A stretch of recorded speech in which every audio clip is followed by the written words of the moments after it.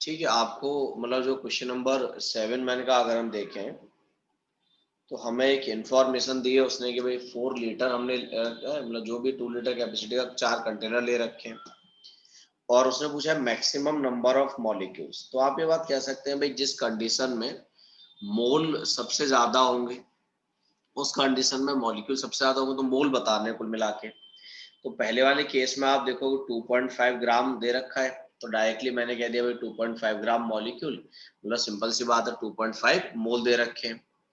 4 gram atom of nitrogen, तो nitrogen के अगर हम मोल देखेंगे एटम के तो 4 मोल है। तो अगर मैंने कहा एटम के 4 मोल है तो मॉलिक्यूल के कितने होंगे, इसके हाफ हो जाएंगे तो 2 मोल हो जाएंगे।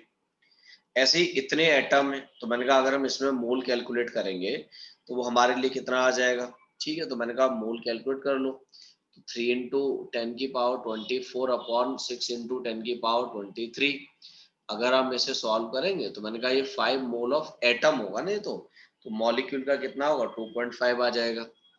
और इस वाले केस में आप देखोगे 84 ग्राम है, यहाँ पे आप मोल कैलकुलेट करोगे 3 आ जाएगा। भाई इस कंडीशन में मोल सबसे ज्यादा है और मैंने कहा अगर इस कंडीशन में मोल सबसे ज्यादा है तो मॉलिक्यूल भी सबसे ज्यादा है। हाँ भाई, क्वेश्चन नंबर 19 में कोई दिक्कत है क्या? क्यों, ये तो मैंने क्लास में कराया था ना, 19 वाला तो मैंने, हाँ क्लास में डिस्कस कर दिया था मैंने। चलिए भाई, मुझे 21 से लेके 30 की रेंज में बताया जाए। 21 से 30 की रेंज में अगर कोई प्रॉब्लम है तो मुझे बताई जाए। क्वेश्चन नंबर 23, चलिए 23 देख लेते हैं। The volume of a gas at 0 degree Celsius and 700 mm is 760 cc, the number of molecule. देखो अब आप भाई इसमें क्या करना है, simple PV is equal to NRT लगा दो।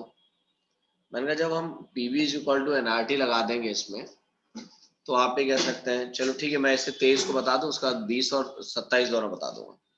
तो अगर हम इसमें मैंने कहा PV is equal to NRT लगा देंगे तो प्रेशर 700 mm है, उससे आप एटीएम में रख दो 760। वॉल्यूम, ठीक है, आपको volume of a gas is 760 cc, तो वो 760 ml है, उसे लीटर में रख दो। This is equal to N into R का वैल्यू सभी जानते हो 0.0821 इंटू टेम्परेचर 0 डिग्री सेल्सियस दे रखा है, मतलब 273 केल्विन दे रखा है। तो यहाँ से क्या मिल जाएगा आपको, मोल मिल जाएगा भाई। अब मैंने कहा अगर यहाँ से मुझे मोल मिल गया तो मॉलिक्यूल के नंबर मिल जाएंगे, तो अब हम कैलकुलेट कर देंगे, मॉलिक्यूल के नंबर आ जाएंगे। क्वेश्चन नंबर 20 में क्या है, in the reaction what will be the number of moles of product formed starting from 1 mole of A, 0.6 mole of B and 0.72 mole of सी।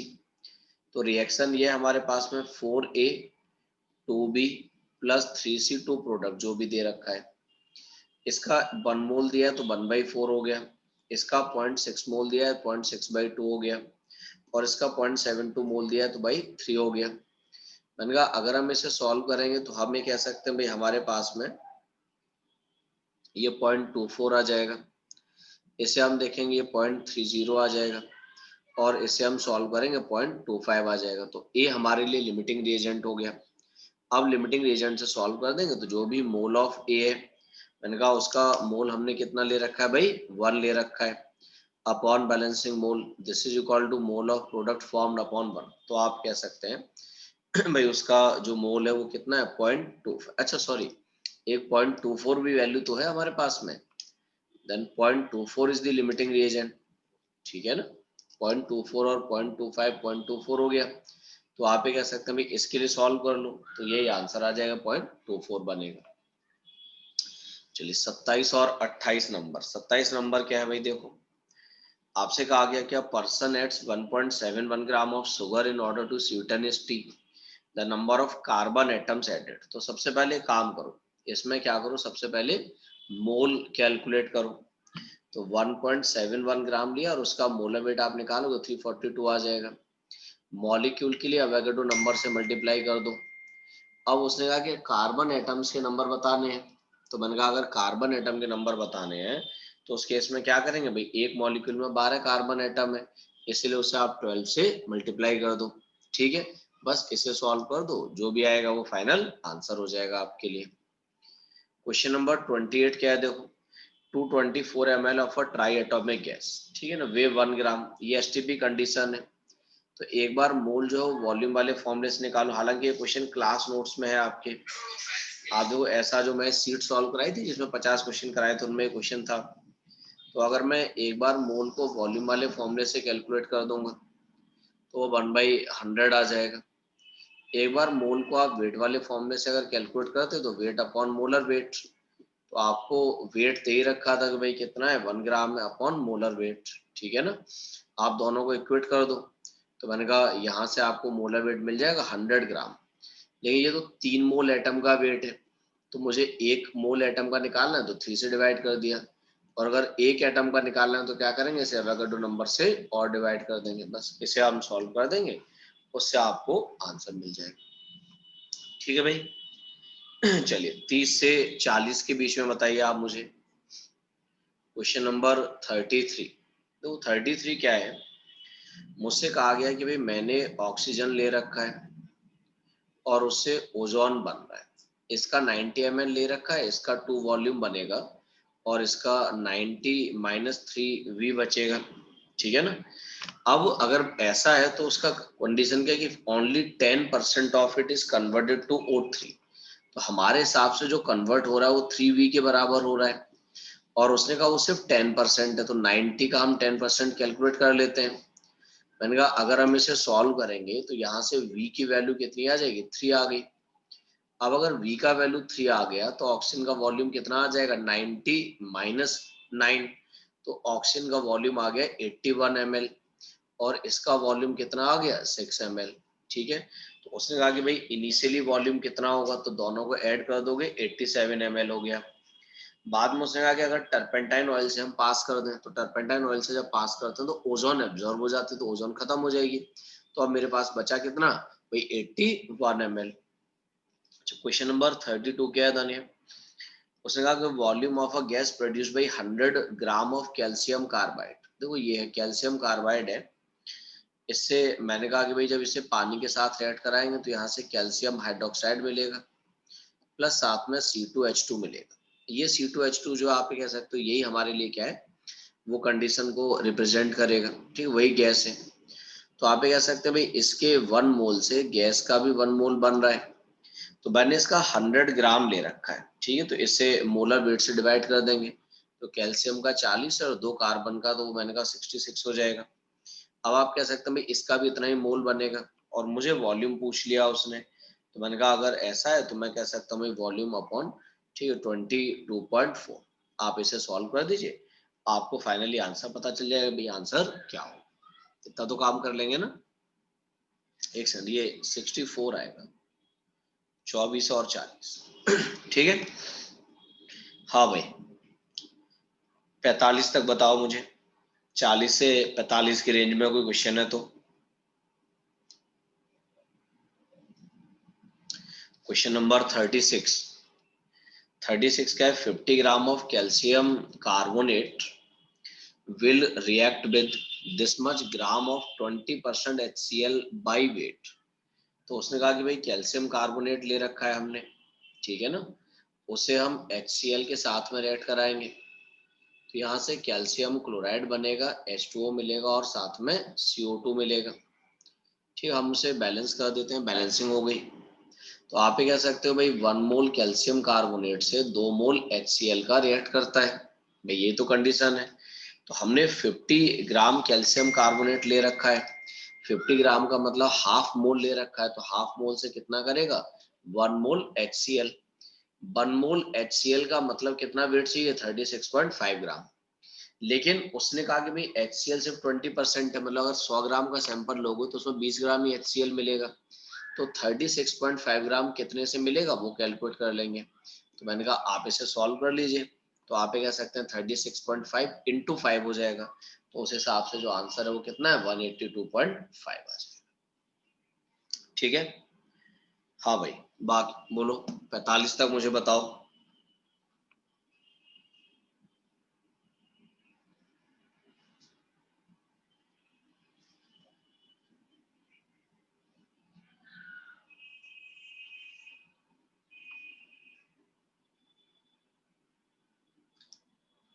हाँ ऑलमोस्ट नोट से थे, मेन तो practice है, आप करना चाहिए बस, ठीक है ना। तो कोई दिक्कत नहीं, आगे चलेगा इतना।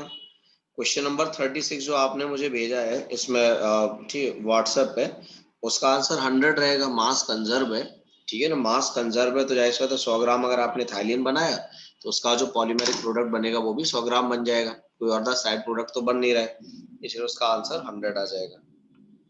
इसमें क्या पूछा है, ठीक है, 0.01 mole of iodoform reacts with AgI to produce a gas whose volume is, तो मैंने कहा ये जो आप लोग 69 नंबर मुझे पूछा हुआ है, और 69 पूछा 68 पूछा आपने, 68, 68 में क्या है, in the gas reaction A mole of A combine with B mole of B, ठीक है ना, a liter of A combined with B liter of B to A mole of A combined with B molecule, A gram of A combined with B gram of B, A molecule of A combined with B molecule of B to give, तो जो third वाला option है, ठीक है ना, ए मोल, वो मोल के terms में, ग्राम के टर्म्स में नहीं है, तो आप ग्राम के टर्म्स में उसे एक्सप्लेन नहीं कर सकते हैं, ठीक है ना। तो आप सिंपल अगर चाहें तो मॉलिक्यूल वाला रिफाइन कर सकते हैं ज्यादा से ज्यादा, जो फोर्थ वाला है कि ए मॉलिक्यूल कंबाइन करेगा, वही आप डिफाइन कर सकते हैं। ग्राम के टर्म्स में तो आप जानते हो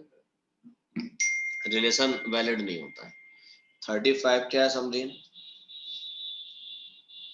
35 आपसे पूछा गया calcium carbonate is 90% pure, volume of CO2 collected at 10 ग्राम। तो ऐसा क्वेश्चन भी मैंने आपको क्लास में करा रखा है, 10 ग्राम लिया है आपने तो पहले उसका 90% कैलकुलेट करो, 90% अगर आप कैलकुलेट करोगे तो वो कितना आ जाएगा, 9 ग्राम आ जाएगा, तो उसका मोल अगर आप निकालोगे तो 9/100 आ जाएगा। उतना ही मोल CO2 का बनता है, तो CO2 का भी मोल यही हो गया, ठीक है ना। अब उसने कहा कि वॉल्यूम बता दो, तो वॉल्यूम के लिए 22.4 से डिवाइड कर दो, तो बस इसे सॉल्व कर लो, आपको वॉल्यूम पता चल जाएगा, ये वॉल्यूम ये है, ठीक है भाई। और कोई डाउट तो है नहीं आपको, चलिए बाकी अगर कोई डाउट हो तो आप मुझे व्हाट्सएप कर दीजिएगा, है ना, कोई प्रॉब्लम हो, बाकी आप जुनैद सर अपना, ठीक है, डाउट डिस्कस करेंगे, आप उनका क्लास कंटिन्यू करें।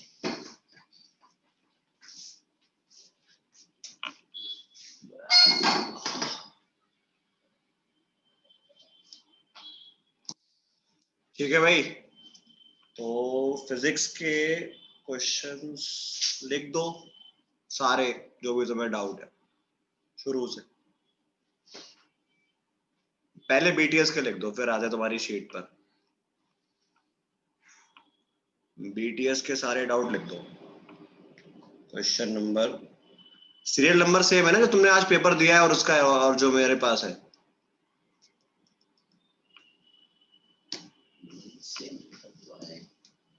सेम ही होगा। एक काम करो, शुरू जितने भी है सबको लिख दो।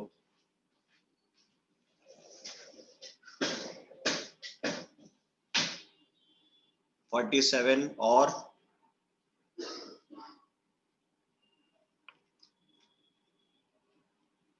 बस एक ही सवाल पूछना है, तो बहुत अच्छा है।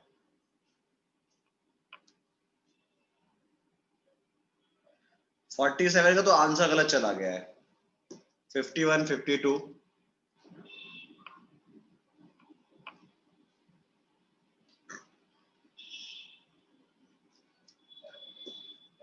48, 51, 52, 55, चलो और बताओ, 54 और बताओ, 87 और 66, चलो 63, कोई बात नहीं डिस्कस कर लेंगे, परेशान मत हो। 51 तो हो गया ना, ऊपर लगा दिया मैंने टिक। 63, 67, 60, 56, 61,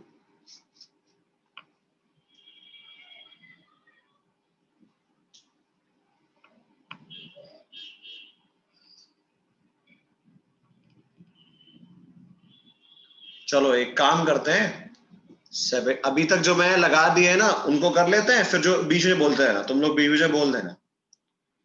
मैं अभी तक जो मेरे पास आए हैं मैं उनको कर देता हूँ, और उसके बाद तुम लोग बीच बीच में बोलते रहना, तो जो स्टार्टिंग में सवाल होंगे वो भी डिस्कस हो जाएंगे। बिल्कुल टेंशन मत लो। 71, 72, 74, सारे ही हो गए ऑलमोस्ट। 82। ठीक है, एक काम करते हैं, सॉल्व करना शुरू करते हैं। इसके अलावा 89 और 90 भी है। चलिए कोई बात नहीं, सॉल्व करना शुरू करते हैं, और तुम लोग बोलते रहना अगर उसके अलावा कोई और हो तो। चलो भाई, तो आप लोग अभी देखो क्वेश्चन नंबर 47 को। 47 का आंसर गलत हो गया है, इसका आंसर 11 होगा। ठीक है ना, रेंज वाली बात है, रेंज वाले मेथड से होगा। इसका आंसर गलत चला गया है, इसका आंसर जो होगा वो आपके पास यहाँ पर क्वेश्चन आंसर 11 वाला होगा। ठीक है, चलिए question number 48, which of the following set given below may represent the magnitude of 3 vector to be 0। मैंने क्या बताया था, पहले दो की रेंज में तीसरे को चेक करो। तो 2 + 4 6, पर दे क्या रखा है 8, मतलब ये पॉसिबल नहीं है। 4 + 8 12, ये कितना दे रखा है 16, ये पॉसिबल नहीं है। अब देखो 1 + 2 1, 2 - 1 1, मतलब ये इसकी रेंज में आ रहा है। 1 + 2 होता है 3, और 2 - 1 होता है 1, मतलब 1 से लेके 3 तक के बीच में रिजल्टेंट हो सकता है, तो यही वाला हो गया। समझ में आ रहा है ना। 49, 2 vectors 3 and 4, what should be the angle जिससे मैग्नीट्यूड ऑफ रिजल्टेंट, 1 5 और 7 आए। यार खुद सोच लो, 4 - 3, 4 - 3 मतलब एंगल 180, 4 और 3 से आएगा 5, तो मतलब एंगल 90, और 4 + 3 7, मतलब angle 0।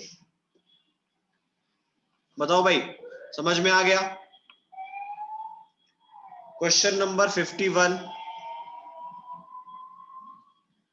two forces F1 F2 acting on a body, one force is double of the other force and resultant is equal to greater force, then angle between the two forces is।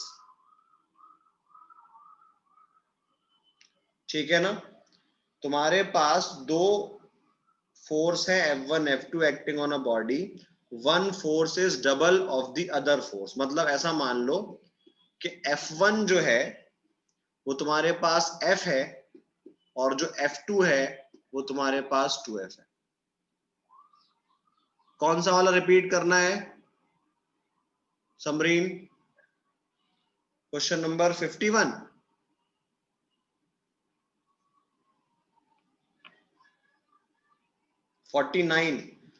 बेटा मैंने क्या बताया, 3 और 4 के resultant 1 कब आ सकता है, जब ये सब्ट्रैक्ट हो रहे हो। 3 और 4 रिजल्टेंट 1 कब आएगा, जब ये सब्ट्रैक्ट हो, मतलब 180 डिग्री पर। 3 और 4 का 5 कब आएगा, जब ये 90 पर हो। 3 + 4 7 कब आएगा, जब ये ऐड हो रहे हो। ठीक है ना। क्वेश्चन नंबर 50 देख लो अभिषेक। बेटा मैंने क्या बताया था, एक उसको याद करो, पैरेललोग्राम लॉ वाले को। ए और बी के बीच का एंगल एक्यूट है। अगर ए और बी के बीच का एंगल एक्यूट है तो क्या हमने दो डायगोनल बनाए थे, एक बड़ा वाला डायगोनल एक छोटा वाला डायगोनल। तो a - b क्या होता है एक्यूट एंगल में, छोटा वाला डायगोनल। तो the minor diagonal of the parallelogram. समझ में आया। जब ए और बी का एंगल एक्यूट होता है, ए और बी के एंगल जब एक्यूट होते हैं तो आपके पास छोटा वाला डायगोनल वेक्टर डिफरेंस होता है। ठीक है। क्वेश्चन नंबर 51 को देखो अब। तो एक फोर्स F है, दूसरा 2 है, और रिजल्टेंट किसके बराबर है, रिजल्टेंट है इक्वल टू ग्रेटर फोर्स, मतलब 2F के बराबर। बस लगा दो, R = √(2F A square plus B square plus 2ab cos theta. बोलो भाई, हो जाएगा 51?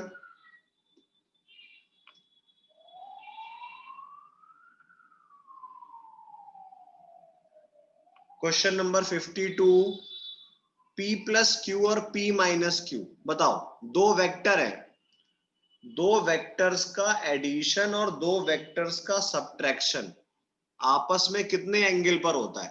आपस में किसी भी एंगल पर हो सकता है। बात समझ में आई?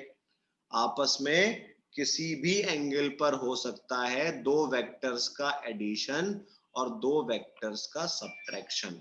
हाँ, 90 डिग्री पे तब होगा जब ए और बी भी आपस में 90 पर होंगे, तब इनके सब्ट्रैक्शन और एडिशन के बीच का एंगल भी 90 होता है। पर उसके अलावा क्या होता है? कोई भी एंगल हो सकता है, सॉरी तब भी 90 नहीं होता है। बराबर वाले केस में ऐसा हो सकता है कि एग्जैक्ट 90 आ जाए, वरना एंगल कुछ भी हो सकता है दो वेक्टर्स के एडिशन और सब्ट्रैक्शन के बीच में। ठीक है, क्वेश्चन नंबर 54, बताओ भाई, a vector A points vertically upward, upward का मतलब K cap, B points towards north मतलब जे कैप।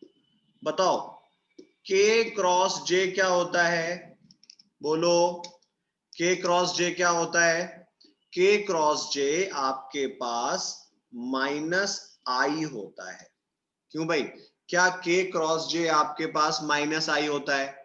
और जब मैंने डायरेक्शन बताया था तो माइनस आई का मतलब क्या, वेस्ट बताया था। बोलो, क्या माइनस आई हमारे पास वेस्ट होता है? समझ में आया? चलिए, ये कौन सा सॉल्व कर दिया मैंने 54 सॉल्व कर दिया। 55 बताओ, दो वेक्टर्स परपेंडिकुलर, डॉट प्रोडक्ट करके देख लो और क्या। 7 इंटू 2 14, इसका आंसर शायद गलत चला गया। ठीक है ना, आंसर गलत हो गया है इसका। नहीं, वो तो रहा है 7 इंटू 2 14, माइनस 5 इंटू 1 -5, और ये -9। नेट कितना आ रहा है? 0। तो दो परपेंडिकुलर वेक्टर का डॉट क्या होता है? 0। ठीक है, सिंपल। क्वेश्चन नंबर सेम, अगला वाला भी सेम ही है। बताओ भाई, क्या कर लोगे? अगला वाला 56 भी तो हो ही जाएगा। ये किसने पूछ लिया? ठीक है ना, 56 में भी क्या होगा? डॉट प्रोडक्ट 0 करना है। 2 plus B plus 2 equals to 0। ठीक है ना, 56 में वो क्या करोगे? आई इंटू आई, जे इंटू जे, के इंटू के। तो 2 plus B plus 2 equals to 0। चलो भाई, क्वेश्चन नंबर 60, बेटा क्लास में बताइए ये बात कि तीन अनइक्वल वेक्टर हैं तो नेट रिजल्टेंट 0 करने के लिए कम से कम कितने चाहिए? सॉरी, अगर अनइक्वल वेक्टर्स हैं तो कम से कम रिजल्टेंट 0 करने के लिए कितने चाहिए? 3 चाहिए। ये तो क्लास का सवाल है, आपको क्लास के नोट्स तो याद ही रखने ना भाई। चलिए 61 देखो, क्या नॉन कोप्लेनर वेक्टर में 4 बताया था? क्या नॉन कोप्लेनर वेक्टर में 4 बताया था? ये भी तो हो गया। अभी आते हैं तुम्हारे 59 नंबर सवाल पे। 59 को भी देखो क्लास में बताया है, नोट्स को अच्छे से पढ़ो। देखो मैं तुम्हें पहले बता रहा हूं, मुझे ये नहीं पता कि तुम क्या कर रहे हो क्या नहीं कर रहे हो, पर इतना बात मैं तुमसे जरूर कहना चाहता हूं कि नोट्स को बहुत अच्छे से पढ़ो। इन्होंने क्या बताया है कि एक resultant of A and B makes an angle alpha and beta with B. मान लो ये रिजल्टेंट आर है, ये वाला एंगल अल्फा, ये वाला एंगल बीटा। क्या क्लास में ये बात बताई है कि जो एंगल, जो वेक्टर बड़ा होता है उसके तरफ का एंगल छोटा होता है? तो अगर ए बड़ा है तो अल्फा छोटा होगा, ए बड़ा है तो अल्फा छोटा होगा। चलो अगला बताओ, क्वेश्चन नंबर 57। तुम लोग तो बैक गियर लगवा रहे हो मुझसे। A vector is not changed मैंने क्या बताया था, वेक्टर्स पैरेलल शिफ्टिंग अलाउ करते हैं। बोलो, क्या ऐसा कुछ बताया था कि वेक्टर्स पैरेलल शिफ्टिंग अलाउ करते हैं? यही तो लिखा हुआ है, एक वेक्टर नहीं बदलेगा जब उसको पैरेलल शिफ्ट कर दोगे। चलिए क्वेश्चन नंबर 63। नहीं नहीं नहीं नहीं, सुनो सुनो, बात समझो, बात समझो। वेक्टर को रोटेट करना अलग बात है, कोऑर्डिनेट सिस्टम को रोटेट, हमने कोऑर्डिनेट सिस्टम को रोटेट करवाया था, वेक्टर को नहीं रोटेट करा रहे। जो मैंने तुम्हें कंडीशन लिखवाई थी वहां पे कोऑर्डिनेट सिस्टम को घुमाने की बात हुई थी, वेक्टर को घुमाओगे तब तो बदल जाएगा। ठीक है, क्वेश्चन नंबर 63। तीन वेक्टर हैं ए बी और सी, सुनना ध्यान से। तीन वेक्टर है ए बी और सी, तो ये बताओ, इन्होंने बोला है कि ए डॉट बी 0 है, मतलब ए परपेंडिकुलर टू बी है। अच्छा अभी आते हैं 58 पे आते हैं। और ए डॉट सी 0 है, मतलब ए परपेंडिकुलर टू सी भी है। ये बताओ, अगर कोई चीज वेक्टर ए है जो बी के भी परपेंडिकुलर है और सी के भी परपेंडिकुलर है, तो क्या उसको बी क्रॉस सी के पैरेलल होना चाहिए? बिकॉज बी क्रॉस सी जो वेक्टर आएगा वो भी बी के परपेंडिकुलर होगा और सी के परपेंडिकुलर होगा। तो अगर कोई चीज बी और सी के परपेंडिकुलर है, कोई दूसरी चीज भी बी और सी के परपेंडिकुलर है, तो क्या वो दोनों आपस में पैरेलल है? बोलो। मान लो बी क्रॉस सी डी है, डी भी बी और सी के परपेंडिकुलर है और ए भी बी और सी के परपेंडिकुलर है, तो क्या ये दोनों आपस में पैरेलल हैं? बोलिए, तो क्या ये दोनों आपस में पैरेलल है? तो हो गया। क्वेश्चन नंबर 58 बता दो, फिर से देखो। The component of a vector, एक वेक्टर का कंपोनेंट हमेशा अपने ओरिजिनल वेक्टर से कम होता है। ऑल्दो हमेशा कहना थोड़ा सा स्टेटमेंट फॉल्स हो गया है, वैसे तो यहां पर ये होना चाहिए था, ज्यादा अच्छा ऑप्शन यहां पे अगर में होता तो ज्यादा सही ऑप्शन होता। बिकॉज एक वेक्टर और उसका कंपोनेंट या तो बराबर हो सकते हैं या उससे कम हो सकता है। ठीक है ना? अगर मान लो तुम्हारे पास कोई 5 मैग्नीट्यूड का वेक्टर है, तो उसका कंपोनेंट लेने पर या तो वो 5 ही रहेगा या वो 5 से कम हो जाएगा। समझ में आया? अगर मान लो कोई वेक्टर है 5i, तो यही उसका कंपोनेंट है और यही उसका वेक्टर है। और कोई वेक्टर है 3i + 4j, तो इसका भी मैग्नीट्यूड 5 है पर कंपोनेंट उससे छोटे हैं। क्वेश्चन नंबर 67, इसमें क्या हुआ यार? आपने पार्टिकल ने कवर करा हाफ ऑफ सर्किल, तो अगर हाफ ऑफ सर्किल चलोगे, डिस्प्लेसमेंट कितना? 2r, और डिस्टेंस कितना? πr। मान लो आप यूं घूमकर आ गए। क्वेश्चन नंबर 70 में क्या हुआ? अब motor car travels 1/3 part of distance, 1/3 part of distance, तो v एवरेज क्या होता है? s/3 plus s/3 plus s/3 divided by t1 plus t2 plus t3। क्या आ जाएगा? s अपॉन, टाइम कैसे निकालोगे? डिस्टेंस अपॉन वेलोसिटी, तो s upon 3 into 10 plus s upon 3 into 20 plus s upon 3 into 60 is equals to v average. क्या कर लोगे calculate? बोलिए, कर लेंगे कैलकुलेट?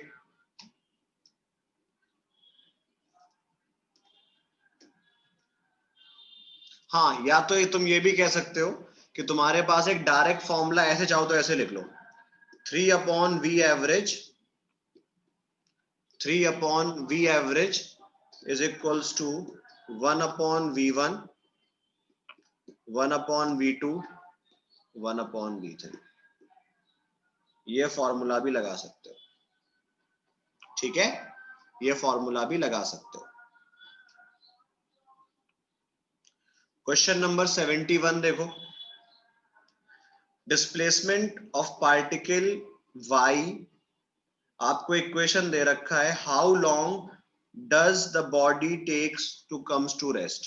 क्या करना है, dy बाई dt से आपको वेलोसिटी मिलेगी कितनी, -4t/3 प्लस 16 इक्वल्स टू 0, ठीक है ना। बताओ भाई, क्या टाइम निकाल लोगे 12 सेकेंड? कितना आसान सवाल है। लगता है तुम लोग प्रैक्टिस वैक्टिस नहीं कर रहे हो अभी। देखो मैं तुम्हें बता रहा हूं, तुम्हारे बैच में, तुम्हारे बैचमेट्स में, मतलब जो भी आजकल नीट की तैयारी करना शुरू कर रहे हैं, तुम उनसे बहुत आगे चल रहे हो। मतलब बहुत से लोग अभी डिलेमा में ही है कि उनको पढ़ना है नहीं पढ़ना है, सेल्फ स्टडी कर लेते हैं, ठीक है ना। वो अभी इस डिलेमा में पड़े हुए हैं। तुम और तुम उस डिलेमा से बाहर निकल आए हो, तो उसको यूटिलाइज करो और मेहनत करो बहुत। तुम लोगों के शीट्स प्रिंट होके आ गए हैं, हार्ड कॉपी पैकेज की आ गई है। तो जो लोग अलीगढ़ में है वो कृपया करके कोचिंग से मंगा लें, खुद आ जाए, अपने भैया को भेज दें, अपने अब्बा को भेज दें। और जो लोग घर से दूर है और उनका एडमिशन हो चुका है, अब हम ओवरसीज कुरियर नहीं कर पाएंगे, मजबूरी है हमारी। अब कोई बहुत बाहर जाके बैठ गया हो विदेश में तो कोई तरीका नहीं है, पर जो अलीगढ़ में या इंडिया में है वो लोग प्लीज अपना एड्रेस हमें टेक्स्ट कर दें, तो हम उनके घर पे कुरियर कर देंगे, ठीक है। जितना जल्दी एड्रेस भेज दोगे उतना आसान रहेगा हमारे लिए। आज ही आज भेज दो एड्रेस, और जो अलीगढ़ में है वो सेंटर से कलेक्ट कर लो। आजकल में भेज दो, जितना जल्दी भेज दोगे उतना जल्दी निकल जाएगा। हाँ मुझे भेज दो, अरुण सर को भेज दो, अरुण सर का नंबर हो, अरुण सर का नंबर हो तो अरुण सर को भेज दो कंप्लीट बैच और एग्जैक्ट एड्रेस जिस पे डिलीवरी हो जाए। और जो आकर ले सकते हैं वो आकर ले जाए, ठीक है ना। जो आकर ले सकते हैं वो सेंटर आए और सेंटर आकर ले जाए, ठीक है। चलिए क्वेश्चन नंबर 72, यार दुख होता है मुझे ऐसी बातों पे। Class notes, first general equation. क्या कर रहे हो, ये रैंडम पेपर मत दो, पढ़ कर दो। क्वेश्चन नंबर 74, हाँ कल आके ले सकते हो। Relation between time T and displacement x, what will be the initial velocity of particle. ये सब पता है क्यों हो रहा है, ये सवाल क्यों पूछ रहे हो तुम लोग? ये प्रैक्टिस की कमी है, मेहनत की कमी है। dx बाय dt क्या होता है, वेलोसिटी। तो 2 का डिफरेंशियल 0, 5t का -5 प्लस 12t। इसने क्या बोला है, इसने बोला है इनिशियल। इनिशियल का मतलब टाइम इक्वल टू 0। तो आपके पास वेलोसिटी कितनी आ गई, आपके पास वेलोसिटी आ गई -5। कितनी आ गई, चलो क्वेश्चन नंबर 78, ये बताओ क्या मैंने तुम्हें चेंज इन वेलोसिटी का वेक्टर में फॉर्मूला लिखवाया है, 2v sin θ/2। आता हूं 77 पे भी आ जाता हूं, परेशान मत हो।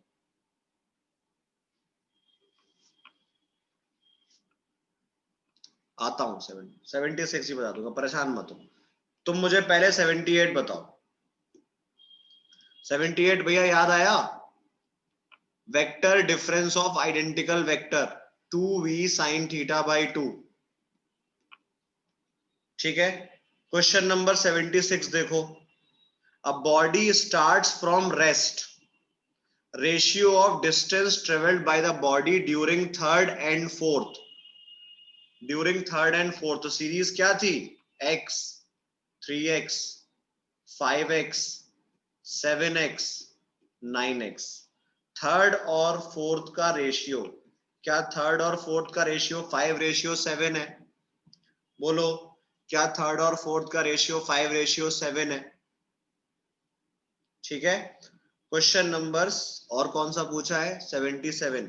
देखो बात क्या होती है, क्वेश्चन नंबर 77 में कह रहा है कि कौन से मोशन में फाइनाइट कांस्टेंट एक्सेलरेशन है, मतलब कांस्टेंट एक्सेलरेशन है। फाइनाइट कांस्टेंट एक्सेलरेशन का मतलब कि वो बताओ जहां पे कांस्टेंट एक्सेलरेशन है। तो आप मुझे एक बात बताइए, क्या कांस्टेंट एक्सेलरेशन वाली इक्वेशन 3 थी? v equals to u plus a t, s equals to u t plus half a t square, और v square equals to u square plus 2as। तो इसमें कौन सी इक्वेशन है जो सेकंड इक्वेशन ऑफ मोशन से identical है? बताओ कौन सा वाला option second equation of motion से मिलता जुलता है? या सिंपल सी बात आपको याद रखना है कि एक्सेलरेशन वहां पर कांस्टेंट होता है जहां पर s proportional to t square होता है। For constant acceleration s proportional to t square होना चाहिए। नहीं, डिफरेंशिएट करके काम बड़ा कर लोगे, जरूरत ही नहीं है। यूनिफॉर्म एक्सेलरेशन में x proportional to t square होता है। जबरदस्ती में काम मत बढ़ाओ, सवाल को छोटा करके करना सीखो। डिफरेंशिएट करके तो बहुत बड़ा हो जाएगा। सिंपल सी बात, यूनिफॉर्म एक्सेलरेशन वहां होता है जहां पे x proportional to t square है। समझ में आया? क्या कोई और ऑप्शन है जहां पे x proportional to t square है? बोलो, क्लियर ये चीज?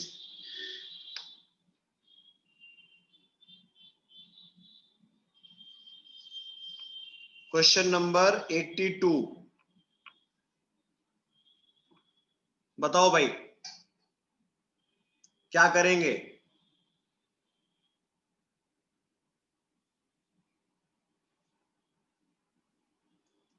मैंने क्या बताया था?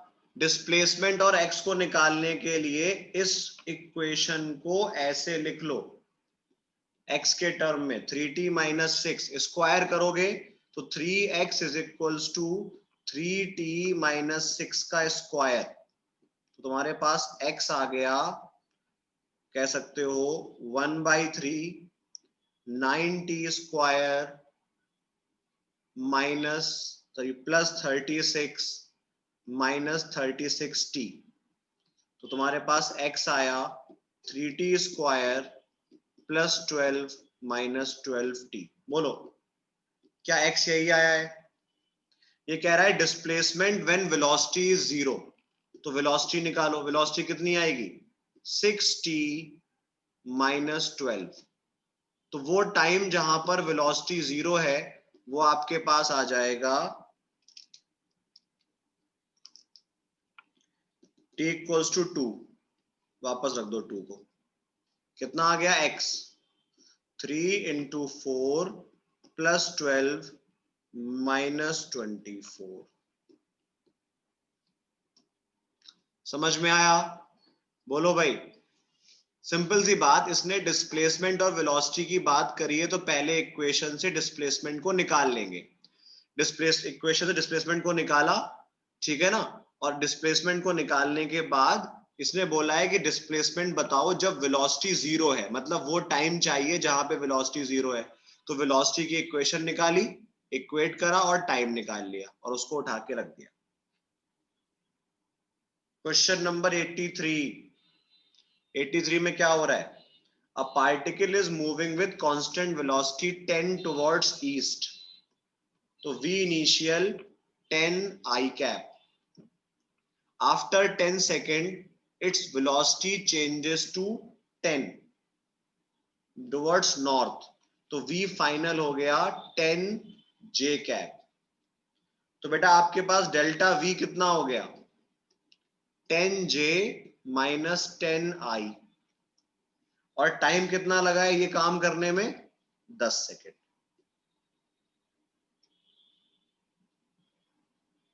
टाइम कितना लगा है आपको ये काम करने में? 10 सेकेंड। ठीक है, तो आपके पास कितना आ गया? ये आपके पास आ गया j माइनस आई। तो j माइनस आई का मतलब नॉर्थ वेस्ट, j माइनस आई का मतलब नॉर्थ वेस्ट। और ये कितना हो गया? बोलो, समझ में आया? चलिए, क्वेश्चन नंबर 87। क्वेश्चन नंबर 87, बताओ क्या ये बताया था कि अगर एक्सेलरेशन दे रखा हो और एवरेज भी उसी का पूछा जाए, जो क्वांटिटी दे रखी है और उसका ही एवरेज पूछा जाए, तो रूल क्या था कि उसी को इंटीग्रेट करो और उसके ही इंटीग्रेशन से डिवाइड करो। बोलिए, ऐसा कहां पे लिखा हुआ है? फोर्थ पर। 85 भी, चलो 85 भी देख लो। In a straight line motion, okay, in a straight line motion distance traveled is proportional to the square root of the time taken। ये आपसे कह रहे हैं कि आपके पास जो x है ये रूट t के बराबर है। किसके बराबर है? x रूट t के बराबर है, या कह सकते हो t की पावर 1/2 के। जब तुम वेलोसिटी निकालोगे तो वो dx by dt होगा। क्या होता है? पावर आ जाती है मल्टीपल में और पावर में -1, तो ये हो जाएगा t की पावर -1/2। बोलिए, क्या समझ में आया?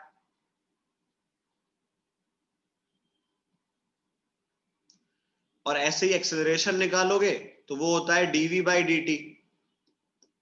तो t की पावर -1/2 डिवाइडेड बाई dt, तो पावर आएगी मल्टीपल में और पावर है -1, तो t की पावर -3/2। या कह सकते हो a प्रोपोर्शनल टू 1/√t की पावर 3। बताओ, क्या लिख सकते हैं बेटा ऐसा? क्या एक्सेलरेशन को √t की पावर 3 लिख सकते हो? लिख सकते हो। तो √t किसके बराबर है? x के बराबर। तो क्या आ गया? देखिए, अब सुनो, 86 देख लो।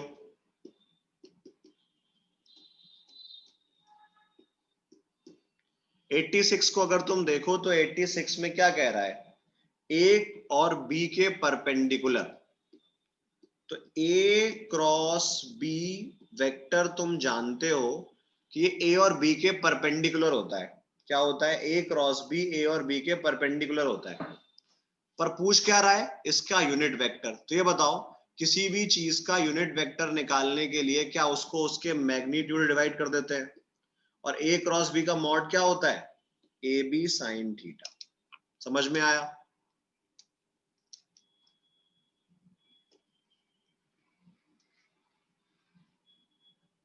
क्वेश्चन नंबर 89, जनता, ये क्लास नोट्स में है।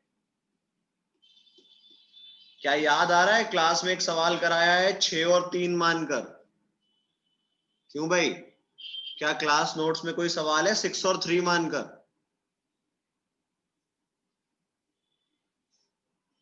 बस वहां पे 4 और 2 कर देना और आंसर निकाल लेना। क्वेश्चन नंबर 90 देखो, आपको वेलोसिटी दे रखी है बीटा x -2n, और x वेलोसिटी क्या है? Is a function of x। तो ये आप इस्तेमाल करेंगे v dv बाय dx। क्या यूज करेंगे? v dv by dx। तो आप acceleration v dv by dx इस्तेमाल करेंगे तो पहले dv बाय dx निकाल लो। क्या आ जाएगा? d by dx of beta x -2n। ठीक है, बीटा x -2n क्या होता है? पावर आती है मल्टीपल में और पावर में -1, तो ये हो गया -2n बीटा x -2n -1। ये क्या है? dv बाई dx है, तो इस v को और मल्टीप्लाई कर दो। बताओ भाई, समझ में आ गया सब लोगों को? ठीक है, ये वीडियो रिकॉर्ड हो रही है, अभी अपलोड भी कर दूंगा यूट्यूब पे, तो जिन लोगों का मिस हो गया है देख लेना। ठीक है भाई,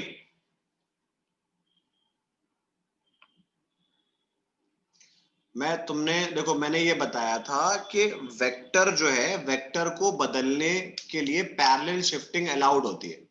जो मैंने रोटेशन वाली बात बताई थी, रोटेशन में मैंने लिखवाया था कि वहां पर हम बात करते हैं वेक्टर के रोटेशन की, नहीं, rotation of reference point. Cartesian system को घुमा दिया, तो कार्टेशियन सिस्टम को घुमाने से वेक्टर पर कोई फर्क नहीं पड़ता।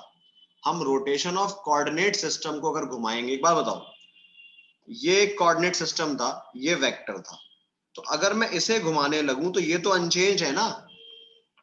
ठीक है, ये बात है। चलो भाई, अब देखो 83 और 86 नहीं समझ में आया बेटा। 83 तो मैंने क्लास में कराया है ना, कि एवरेज एक्सेलरेशन क्या होता है, v final minus v initial. आपसे बोल रहा है 10 मीटर ईस्ट, तो 10 मीटर ईस्ट कहां घूम गए, 10 मीटर नॉर्थ, तो 10 मीटर नॉर्थ। तो चेंज क्या होगा, फाइनल माइनस इनिशियल, मतलब 10j माइनस 10i। √2 कैसे आया, जब तुम टाइम से डिवाइड करोगी तो ये ऐसे नहीं आ जाएगा, इसका मॉड लो, √1 का स्क्वायर प्लस 1 का स्क्वायर कितना हो गया, √2 हो गया। बेसिक मैथ्स, बोलो हुआ ये? समझ में आया आप सबको?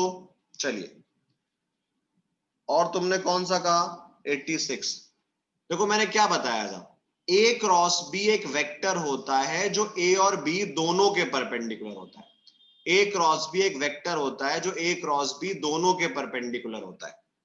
तो आपने ए क्रॉस बी एक वेक्टर निकाल लिया जो दोनों के परपेंडिकुलर है, पर चाहिए क्या है, यूनिट वेक्टर। चाहिए क्या है, यूनिट वेक्टर। तो क्या करेंगे, अगर चाहिए है यूनिट वेक्टर तो क्या करोगे, उसको मैग्नीट्यूड से डिवाइड करोगे। और ए क्रॉस बी का मॉड कौन होता है, ए क्रॉस बी का mod A B sine theta होता है। ठीक है, चलो अब एक काम करो, जल्दी जल्दी वेक्टर शीट में जो डाउट है वो लिख दो, नहीं है तो कोई बात नहीं।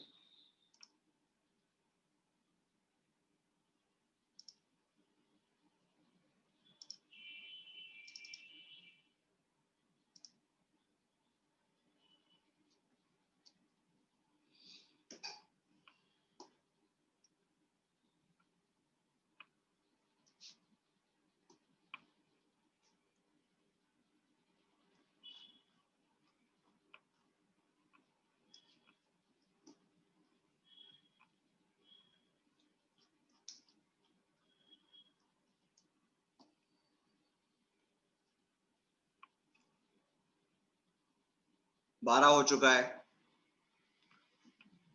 4 12 50 9, और बताओ।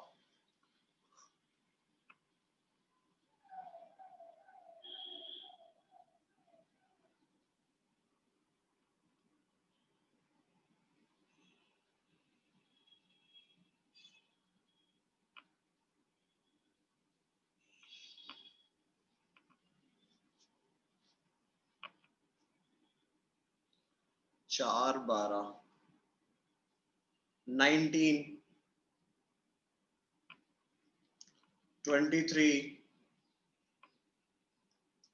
28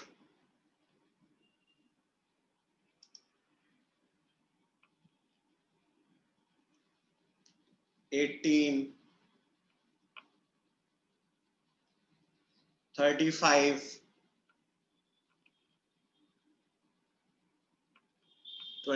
28 हो चुका, और बताइए, हो गए?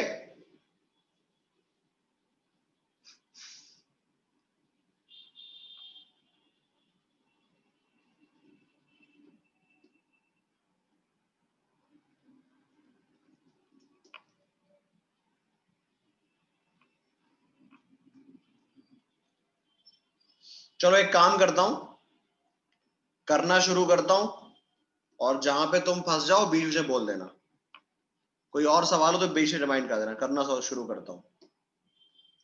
ठीक है, कोई और होगा तो बोल देना। क्वेश्चन नंबर 4 बहुत आसान। आपको एक वेक्टर दे रखा है, आपको वेक्टर दे रखा है 2i + 3j। देखो याद करो, जो तुम्हारे पास tan थीटा होता है ना, y/x, ये एंगल x एक्सिस के साथ है। यहां पर पूछा है y एक्सिस से। जो तुम्हारा tan थीटा डैश होगा ये x/y होगा, मतलब ये आपके पास 2/3 होगा।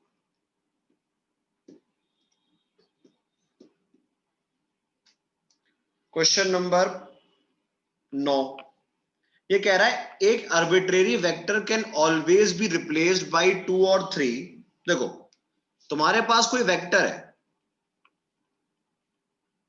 तुम इसे रिप्लेस करना चाहते हो, तो क्या तुम इसको एक सिस्टम ऑफ वेक्टर से रिप्लेस कर सकते हो जिसका रिजल्टेंट यही है?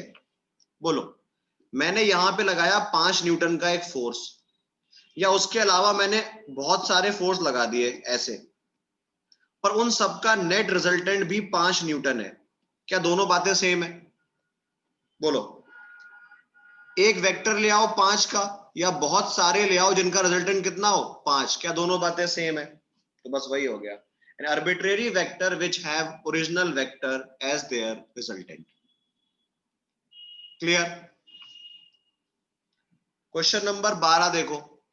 देखो अगर p और q वेक्टर की फॉर्म में सेम है, अगर p और q वेक्टर की फॉर्म में सेम है, तो इनके यूनिट वेक्टर सेम है, इनका मैग्नीट्यूड सेम है, और इनका ये भी सेम है। अलग क्या है?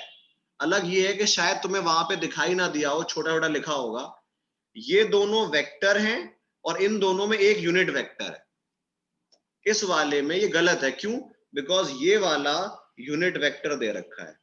तो ऑब्वियस सी बात है, अगर सम सेम करना है तो दोनों चीजें सेम होनी चाहिए ना। अब एक तरफ आप q को ऐड कर रहे हैं, दूसरी तरफ q के यूनिट वेक्टर को ऐड कर रहे हैं, रिजल्ट कैसा आएगा? रिजल्ट वहां पे अलग अलग आएगा। चलो क्वेश्चन नंबर 18 देखो। a - b = a = b। देखो इसका मतलब क्या है कि a और b आपस में सेम है, आइडेंटिकल वेक्टर है। क्यों भाई? अगर mod of a mod of b के बराबर है, मतलब ये आइडेंटिकल वेक्टर है। और तुम मुझे ये बताओ, अगर वेक्टर डिफरेंस a के बराबर आ जाए तो एंगल क्या होगा उनके बीच का? बोलो। Vector addition of two vectors जब √3a होता है, तो क्या उन दोनों का डिफरेंस a के बराबर होता है? नहीं तो एक काम करो, 2a sin θ/2 = a। सॉल्व कर लो। बोलो, समझ में आया? क्वेश्चन नंबर 18 वालों, इसका बेटा आंसर गलत दे रखा है। अगर a और b का रिजल्टेंट c है और बीच का एंगल है ऑब्ट्यूस, तो क्या होगा?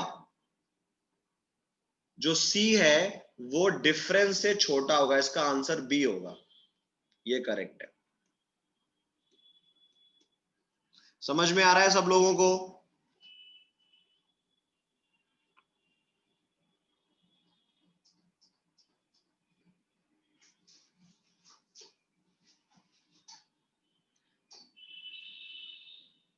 देखो इस वाले सवाल में एक सिंपल सी बात होती है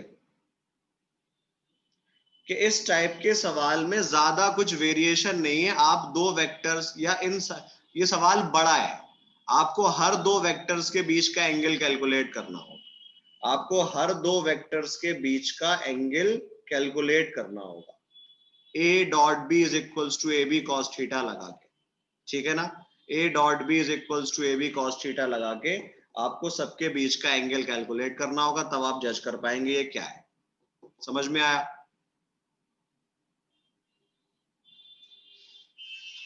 क्वेश्चन नंबर 28। क्वेश्चन नंबर 28 को सुनो। 50, 30 और 15, ये बताओ अगर 50, 30 और 15 किसी बॉडी पे लग जाएं तो क्या नेट जीरो हो सकता है? अगर 50, 30 और 15 किसी एक बॉडी पर लग जाएं तो क्या नेट जीरो हो सकता है? नहीं हो सकता है। अगर नेट जीरो नहीं हो सकता तो इसका मतलब क्या हुआ कि कुछ फोर्स बचा रह जाएगा, और अगर कुछ फोर्स बचा रह जाएगा तो क्या एक्सेलरेशन कांस्टेंट होगा? F equals to ma। अगर कुछ फोर्स बचा रह जाएगा तो क्या एक्सेलरेशन कांस्टेंट होगा? F equals to ma।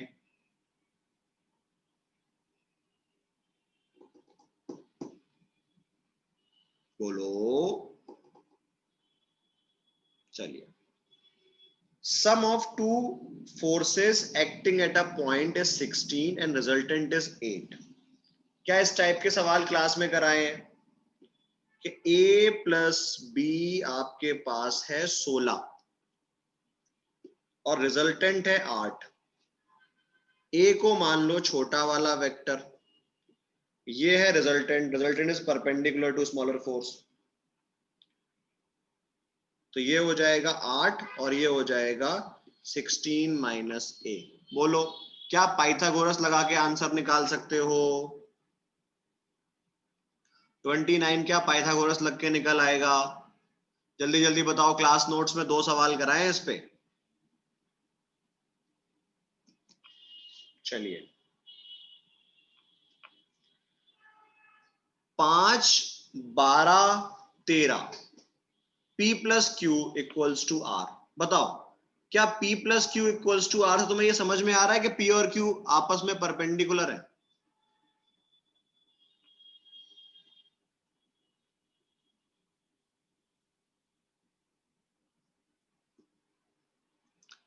अगर P और Q आपस में परपेंडिकुलर होंगे तभी तो रिजल्टेंट ऐसे निकल कर आएगा, अंडर रूट ऑफ 5 का स्क्वायर प्लस 12 का स्क्वायर। तो बताओ भाई, ये आपसे पूछ रहा है किनके बीच का एंगल? ये आपसे पूछ रहा है Q और R के बीच का एंगल। बताओ, क्या निकाल सकते हो? सिंपल पाइथागोरस वाला एक राइट ट्रायंगल बना के एंगल निकाल लोगे? इसने आपसे Q और R के बीच का एंगल पूछा है, क्या निकाल सकते हैं अब?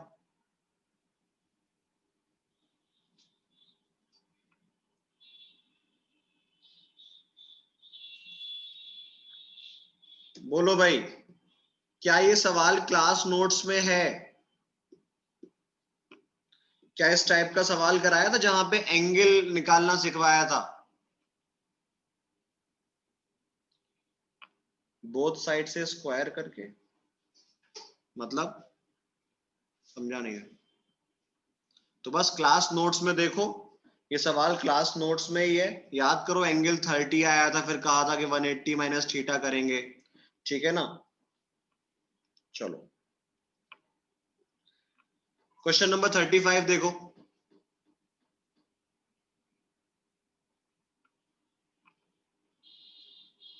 हाँ, उस तरीके से भी कर सकते हो, थोड़ा सा बड़ा हो जाएगा बस। देखो, एक वेक्टर है P, क्वेश्चन नंबर 33।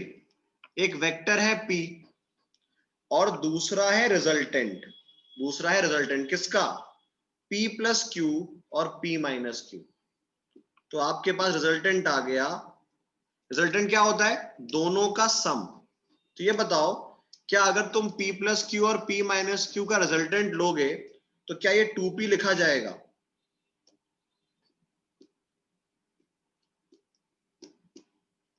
बताइए, क्या P प्लस क्यू और P माइनस क्यू का रिजल्टेंट दोनों का सम होता है? तो क्या रिजल्टेंट 2P होगा? P plus Q plus P minus Q होगा। और अगर ये ऐसा होगा तो बताओ, P और 2P के बीच का एंगल 0 डिग्री। P और 2P के बीच का एंगल 0 डिग्री। समझ में आया?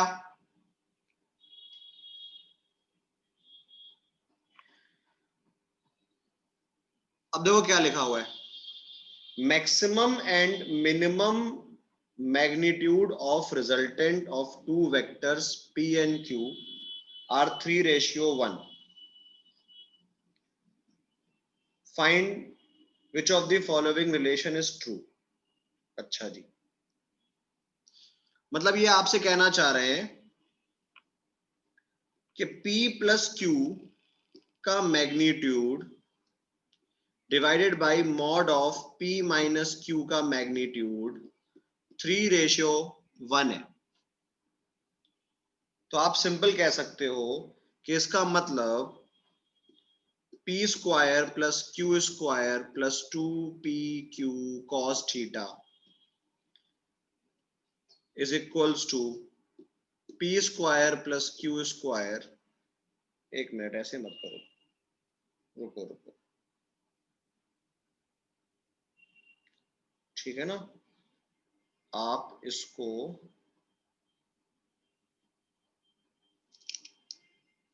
ठीक है, इसको ऐसे मान लो कि तुम इसको 9 कुछ मान लो, 9x, डिवाइड मत करो, और P square plus Q square minus 2PQ cos theta, ये तुम्हारे पास कुछ x है। बोलो भाई, क्या ऐसे लिख सकते हैं? अगर रेशियो 3:1 है तो क्या तुम इन दोनों को इस तरीके से लिख सकते हो? या x मानना है मत मानो, या चाहो तो 9 और 1 लिख लो, सेम बात, कोई फर्क नहीं है, तुम्हें सवाल सॉल्व करना आना चाहिए, ठीक है। इस तरीके से लिख सकते हो। तो क्या करो, P स्क्वायर और Q स्क्वायर को चाहो तो रिप्लेस कर दो, P स्क्वायर और Q स्क्वायर को चाहो तो रिप्लेस कर दो यहां पर इस पूरी इक्वेशन को ऊपर वाले से, तो तुम्हें एंगल का आइडिया लग जाएगा कि इनके बीच का एंगल क्या होने वाला है, इनके बीच का एंगल क्या होने वाला है, इसका आपको आइडिया लग जाएगा। नहीं तो हम इस चीज को ऑप्शंस की मदद से भी कर सकते हैं, कि अगर मैं चाहूं तो इसको सिंपल ऑप्शंस की मदद से कर लूं कि P और 2Q, अगर P 2Q के बराबर है तो ऑब्वियस सी बात है एडिशन क्या होगा, 3Q के बराबर, डिफरेंस क्या होगा, Q के बराबर, तो रेशियो कितना आ गया, 3:1 आ गया, ठीक है ना। कहने का मतलब क्या हुआ कि हम इस तरीके से भी डायरेक्टली कर सकते हैं, अगर मैं इनको वेक्टर फॉर्म में ही कंपेयर कर लूं, तो वेक्टर फॉर्म में कंपेयर करें तो ऐसे भी कर सकते हैं,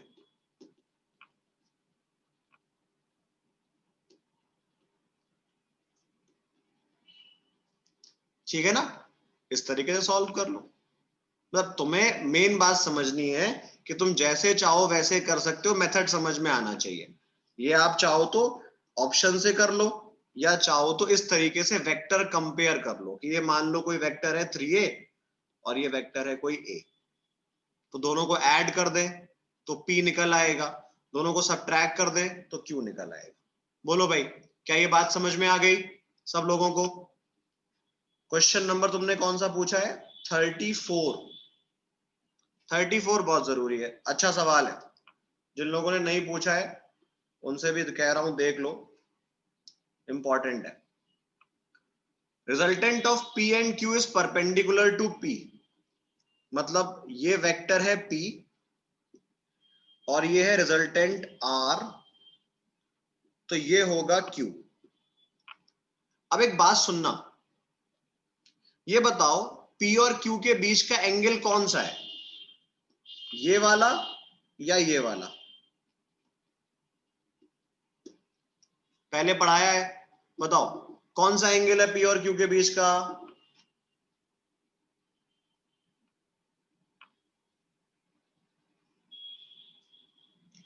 180 माइनस थीटा, नहीं अरे 180 माइनस थीटा, यही तो बताया था कि हमें वेक्टर के बीच का जब एंगल निकालना होता है तो उनको हमें या तो हेड टू हेड जोड़ना है या फिर टेल टू टेल। तो क्या करेंगे, इस Q वाले वेक्टर को, इस Q वाले वेक्टर को पैरेलल शिफ्ट करेंगे। क्यों भाई? इस Q वाले वेक्टर को पैरेलल शिफ्ट करेंगे,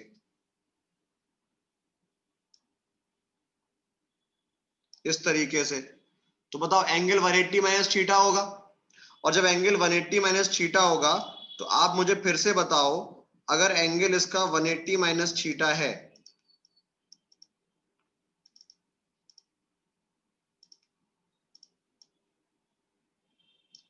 अगर इसका एंगल 180 माइनस थीटा है तो क्या इस ट्राइंगल के हिसाब से कॉस थीटा की वैल्यू, हमें जो एंगल निकालना है वो निकालना पड़ेगा कॉस 180 माइनस थीटा।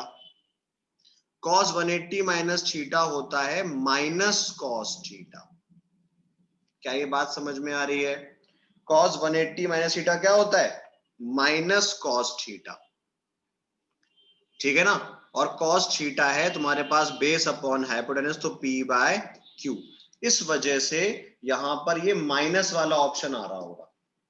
क्या समझ में आया? नेगेटिव क्यों आया है? नेगेटिव यहां पर इसलिए आया है बिकॉज सेकेंड क्वाड्रेंट में कॉस कैसा होता है? नेगेटिव होता है। क्या सब लोगों को समझ में आया कि हमने यहाँ पे नेगेटिव क्यों लिया है? बिकॉज सेकेंड क्वाड्रेंट में कॉस कैसा होता है? नेगेटिव होता है, ठीक है।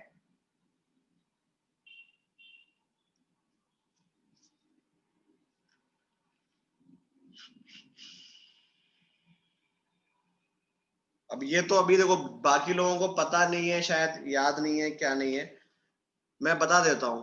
आप लोगों ने एंगुलर मोमेंटम का फॉर्मूला पढ़ा होता है, याद है तो बहुत अच्छी बात है। आर क्रॉस पी, या आपने पढ़ा होता है P इंटू आर परपेंडिकुलर, ठीक है ना। P into R perpendicular. तो अगर तुम्हारे पास कोई बॉडी है, इन्होंने बोला है एक बॉडी है जो पैरेलल टू एक्स एक्सिस जा रही है, पैरेलल टू एक्स एक्सिस जा रही है ओरिजिन से, तो क्या होगा? ये मान लो इसका आर है, ये इसका मोमेंटम है, तो ये हो गया आर का वेक्टर और ये हो गया एम वी का। तो अगर तुम आर क्रॉस एम वी करोगे तो तुम्हारा थंब किधर जा रहा है? प्लेन के अंदर। क्या ये बात समझ में आ रही है? वैसे तो रोटेशन में हम लोग पढ़ेंगे, वैसे तो इसको डिटेल में रोटेशन में पढ़ेंगे, पर क्या ये बात समझ में आ रही है कि आर क्रॉस पी होता है फॉर्मूला? तो ये तो हो गया आर वेक्टर, ये हो गया एम वी, या कैसे, सॉरी आर वेक्टर ऐसे नहीं बनेगा,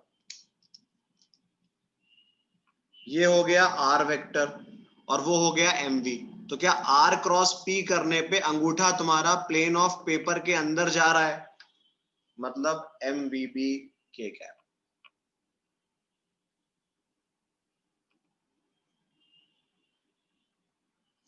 चलिए क्वेश्चन नंबर 48, ये कह रहा है 4i प्लस 3j एक वेक्टर है, तुम्हें दूसरा फोर्स बताना है जो इसके परपेंडिकुलर हो।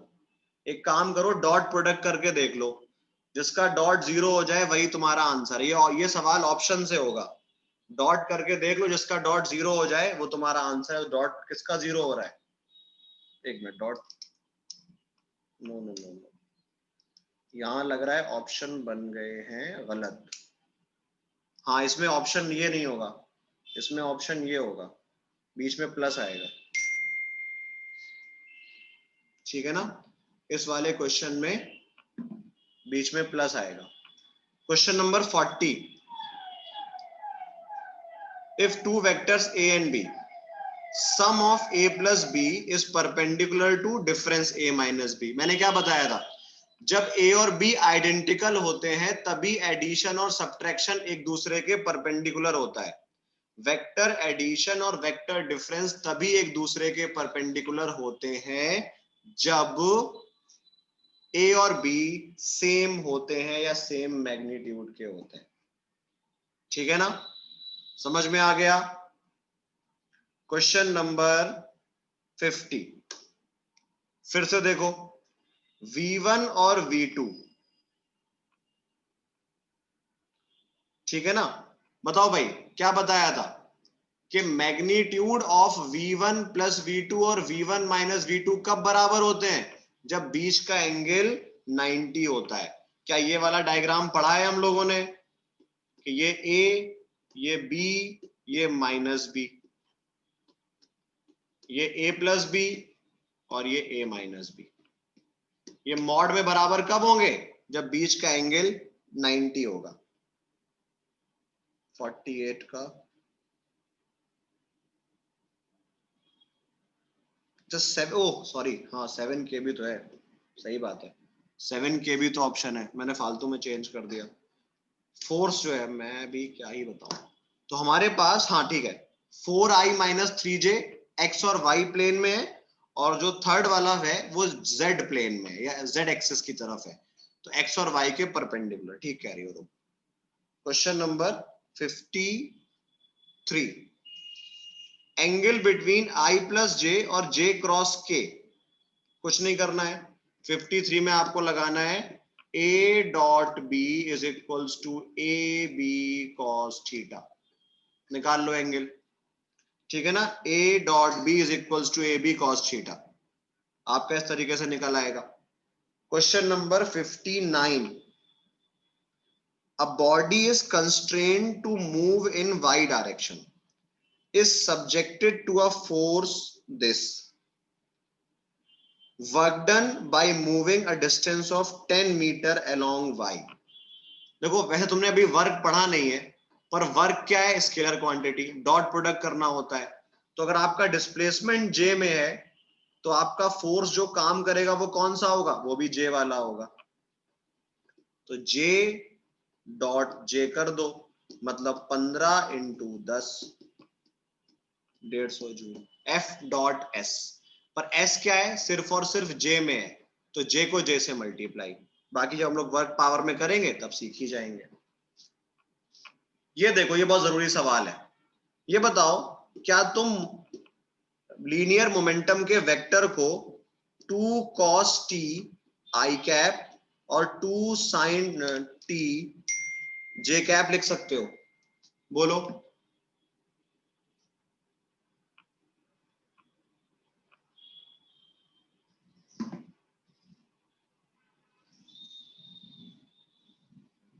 लिख सकते हो। अब हमें पता है कि फोर्स क्या होता है, dp बाई dt। फोर्स क्या होता है, dp बाई dt। तो cos जाता है माइनस साइन, तो 2 sin t i cap plus 2 cos t j cap. बोलो भाई क्या समझ में आया? फोर्स होता है dp बाय dt। तो अगर फोर्स dp बाय dt होता है तो क्या इस तरीके से फोर्स निकाल सकते हो, और फोर्स निकालने के बाद डॉट भी कर सकते हो। तो बताओ क्या डॉट प्रोडक्ट जीरो आएगा? क्या डॉट प्रोडक्ट जीरो आएगा? और अगर डॉट प्रोडक्ट जीरो आएगा तो क्या आंसर 90 एंगल 90 हो गया? ठीक है भाई, और कुछ पूछना है या आज की सेवा को यहीं पे समाप्त किया जाए?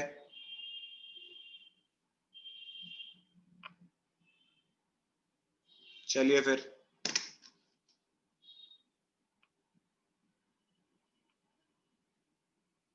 और कुछ पूछना तो नहीं है?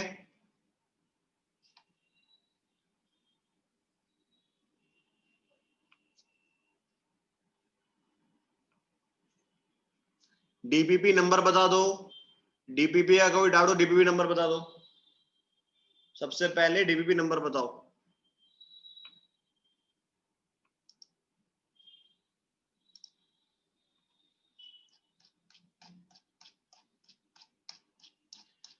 डीपीपी का कौन सा डाउट है ये बताओ पहले।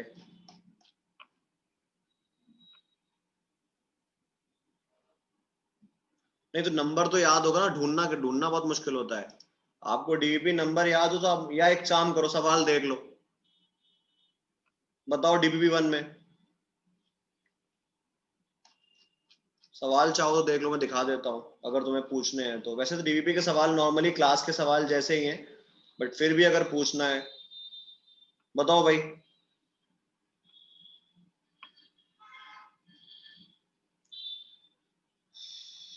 ये क्या है, the vector that must be added to the vector इतना इतना so that resultant vector is a unit vector along Y.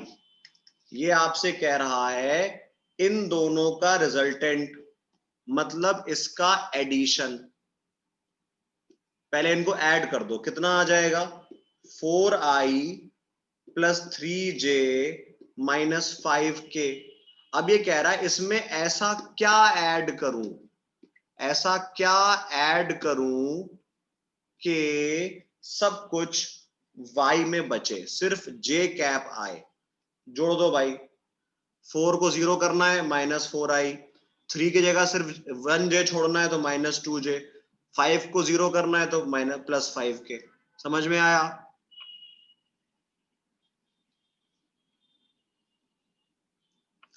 बेटा जल्दी जल्दी सवाल बता दो, इतना वेट टाइम नहीं है।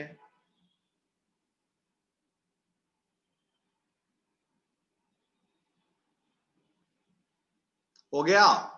कोई और डाउट नहीं है डीबीपी का?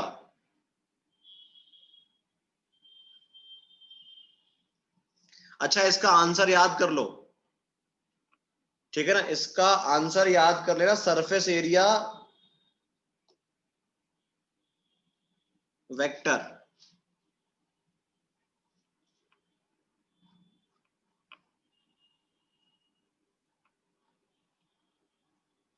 चलो बताओ, इसमें बताओ। देखो ये तो पैकेज का ही हो गया, अब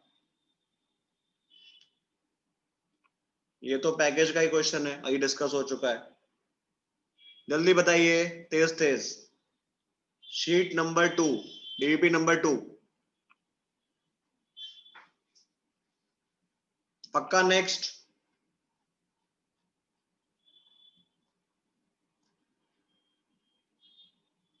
चलो इसमें बताओ।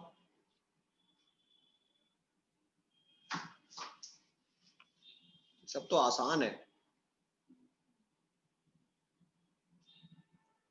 हो गया कंफर्म? नेक्स्ट चले।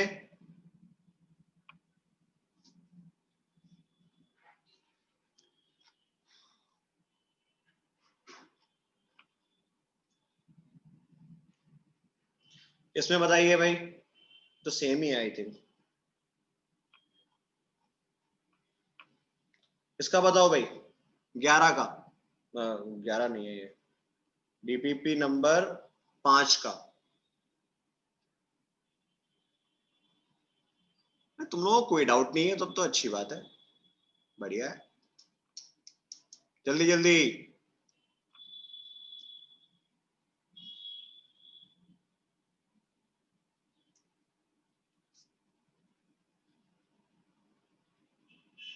इसका आंसर 2 होगा, गलत चला गया था। Angle between P plus Q and P cross Q. देखो, अगर ये P है, ये Q है, तो इसी प्लेन में होगा P प्लस क्यू, ये रिजल्टेंट है ना। तो P क्रॉस Q तुम्हें पता है कि P और Q के परपेंडिकुलर होता है, तो वो उनके रिजल्टेंट के भी परपेंडिकुलर होगा। P क्रॉस Q, P और Q और P क्रॉस, मतलब सॉरी, ऐसा मानो कि P और Q और उनका कोई भी एडिशन सब्ट्रैक्शन उसी प्लेन में होता है, तो P क्रॉस Q क्या होगा? उसके परपेंडिकुलर होगा। चलो अगला बताओ, डीपीपी नंबर 6।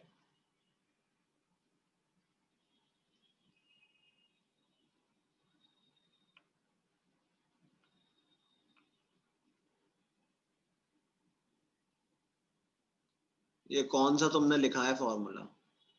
हाँ, half D1 plus D1 cross D2।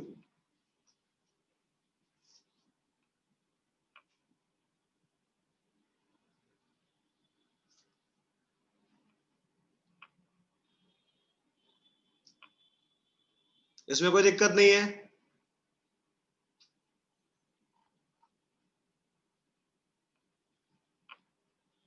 इसमें कोई डाउट तो नहीं है काइनेमेटिक्स वाले में? जो ये काइनेमेटिक्स का हुआ है, काइनेमेटिक्स डीपीपी, कोई डाउट? कौन सा सवाल बताओ?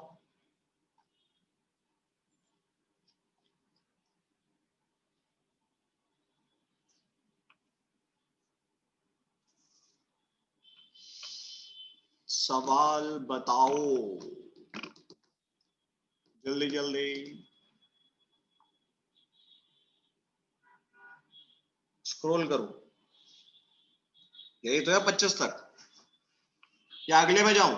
डीपीपी नंबर 8, डीपीपी नंबर 8, चलो ये देख लो, डीबीपी नंबर 8 में कोई है? इसका बेटा आंसर देखो, शायद वहां पे जो डीबीपी हुआ था वहां पे गलत चला गया था, इसका आंसर यहाँ पे सही दिया है। डीबीपी जो वहां पे आंसर था वो गलत हो गया था। असल में क्या होता है, 3 बार टाइपिंग होती है, एक बार यहाँ पे फिर वेबसाइट पे, तो कभी कभी एबीसी डालने में गलती हो जाती है, समझ सकते हो तुम। Instantaneous velocity of body can be measured, इसमें क्या है, तो याद कर लो, ग्राफ बना होगा, ग्राफ से निकाल लेंगे, और स्पीडोमीटर से तो निकालते ही हैं।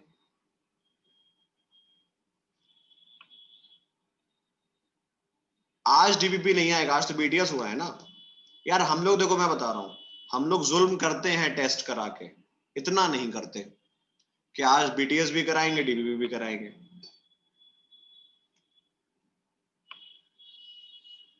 ठीक है, सुन लो 13 नंबर। अरे सिंपल सी बात है ना, एक कार है जिसका मास है m, और वो जा रही है किसी फोर्स, अपने ऊपर उसने कोई एनर्जी, कोई फोर्स लगवाया जिससे वो जा रही थी 4 मीटर पर सेकंड स्क्वायर से। अब तुम उसमें एक और कार जोड़ दोगे, एक और जोड़ दोगे तो कितना हो जाएगा, मास डबल हो जाएगा। मास डबल तो एक्सेलरेशन हाफ।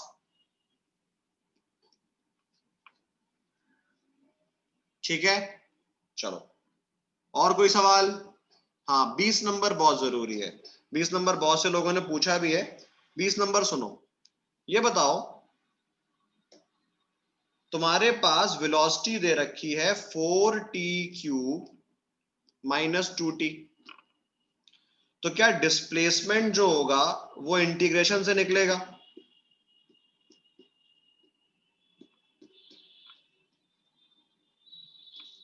मतलब ये आ जाएगा t की power 4 minus T square is equal to, कब पूछ रहा है, एक्सेलरेशन जब x 2 मीटर है, मतलब 2। बोलो क्या यही इक्वेशन आएगी? अगर यही इक्वेशन आएगी तो आप एक प्रॉब्लम देखोगे कि हमें t की पावर 4 तक सॉल्व करना नहीं आता है। तो t की पावर 4 को सॉल्व करने के लिए हमने मान लिया t स्क्वायर को कोई एक चीज y। अगर मैं t स्क्वायर को कोई चीज y मान लूं, हाँ, तो ये हो जाएगा y square minus Y minus 2 equals to 0, और तुम्हारे पास y के 2 रूट आएंगे, तो y is equals to T square is equals to 2, तो आपके पास टाइम आ गया √2, और इस √2 को उठा के क्या निकालना है, एक्सेलरेशन। तो एक्सेलरेशन के लिए इसको फिर डिफरेंशिएट कर लो, 12t स्क्वायर माइनस 2, और इसको यहां पे रख दो, आंसर कितना आ जाएगा, 22। समझ में आया भाई? कोई तकलीफ? जल्दी जल्दी बताओ।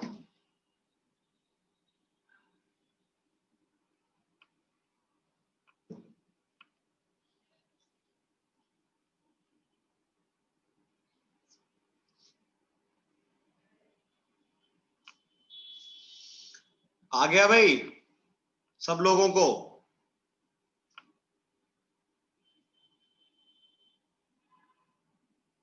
चलिए फिर ठीक है, तो कल मुलाकात होती है। बाकी जिन लोगों का एडमिशन हो गया है वो अपना एड्रेस भेज दो, और अलीगढ़ में रहते हो तो सेंटर से आके पैकेज कलेक्ट कर सकते हो।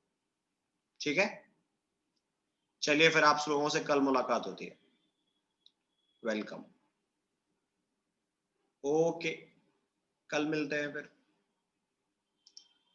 वीडियो अपलोड कर दूंगा, परेशान मत हो, पर पीडीएफ अपलोड नहीं करूंगा बिकॉज पीडीएफ का साइज बहुत ज्यादा हो जाएगा। पीडीएफ अपलोड नहीं करूंगा बिकॉज फिर तुम्हारा सारा डेटा ना पीडीएफ डाउनलोड करने में चला जाएगा, ये हो जाएगा कम से कम 25-30 MB का, 30-40 MB का पीडीएफ। तो उससे अच्छा है कि मैं वीडियो भेज दूंगा, वीडियो देख लेना, इसको देखना है अगर।